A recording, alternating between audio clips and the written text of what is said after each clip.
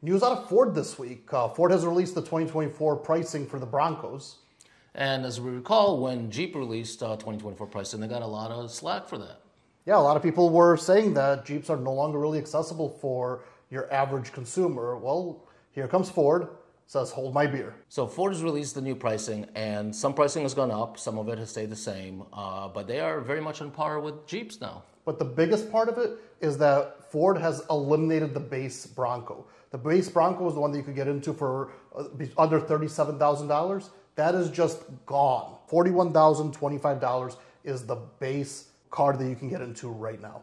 The new entry level is the Big Bend 2-door manual, is now over $41,000. Which is like $8,000 more than the base Jeep. Yeah, you can get into a sport 2-door manual right now for under $34,000 still, and that got a lot of criticism. For under $40,000, you can go and fully loaded Sport S 2-door automatic and still be below the entry point for the 2-door manual on the Bronco. And that's before you even start adding all the options. So when you start adding all the options, you're going to be in the 50s, more than likely. I mean, most of the models are in the 50s. And when you look at the mid-range models, such as comparing the Willys to something like the Heritage Edition now starts at just over 50 grand. Yeah, and the Willys is actually about 45,000 starting, and it continues. When you go up to the Outer Banks, which is about the level of a Sahara, you're at 49,835. And also, when you look at the 392, 392 had a slight price increase where it brought up just under 90 grand. And now when you look at the Raptor, they broke 90,000. They're at just shy of 92,000 for it. And I know that it comes fully loaded. That's pretty much, you're getting everything. On the 392, you can still choose your roof because we have the option for the Sky One Touch, which obviously is not an option on the Bronco. But they have broken 90,000 as an entry point, 91,730 to get into the 392.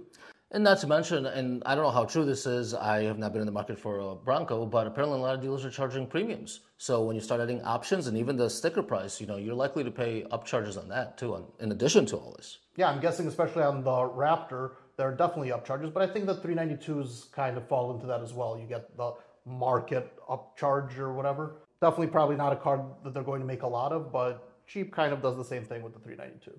Yeah, definitely some dealers do for sure. But, I'm sure plenty of them sell a sticker, or even like you ordered one and that's coming and you got it, what, like 6 or 7% below invoice?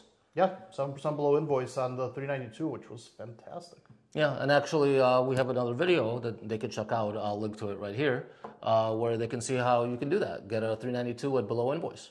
So, interestingly enough, Ford increases pricing. Ford had an opportunity to hold prices the same, seeing how much criticism Jeep has gotten, and they did the exact opposite. They actually made it very difficult to get into a Bronco. I mean, there are very few people that, especially when you look at the lowest end automatic, the Big Bend 2-door auto is $43,000. That is a very hard car for a lot of people to get into. So it's interesting to see if now Jeep is going to be kind of kicking themselves in the butt and be like, man, we could have gone higher. Yeah, but I think there's a big segment of the market that they're going to capture based on that price point, because I really think that once you start flirting with those 40s, that eliminates a lot of people. Yeah, for sure. And now if you want to spend less than 40 grand, really Jeep is your only option. Yeah, you can still get into, I know it's a manual, 33,690 is your entry point for a Jeep. But I think even the automatic is the same prices, or maybe a little bit more. There might be probably a couple $1,000. I believe, so the automatic is going to be about $2,500 more. That's the typical upgrade. Which still puts you at 36,000, which is a hell of a lot better than 41. I mean, you can go with the Sport S, 4-door automatic, and still be right around the same price as a Big Bend 4-door manual. Yeah. So, yeah, there's got to be some inflationary pressure here because Ford really had an opportunity to stay a bit lower than Jeep, especially on the higher end models, the Rubicon, the 392, the Sahara. They were actually under when you look at the 2023 pricing. And now with these increases, they are back to being more expensive.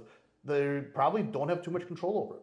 Yeah, so it's interesting to see what kind of flack Bronco and Ford gets for this. But at least, if somebody wants a good off-road vehicle, Jeep's still the option, the only option.